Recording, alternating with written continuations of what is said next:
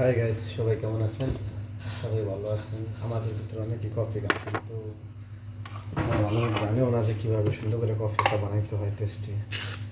এর জন্য আমাদের পরিমাণ মতো চিনি নেওয়া দরকার। তারপর কফি পরিমাণ মতো নিয়ে নেব।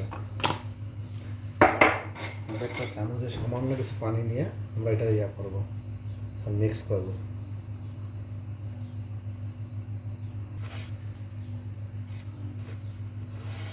আপনাদের সুবিধার্থে যে সামান্য একটু পানি নিয়েছি, এখন এটাকে মিক্স করুন তখন যদি এটা কালার আসে।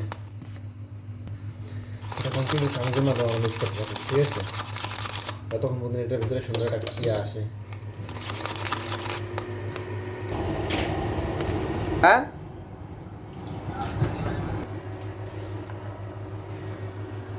আমি অনেক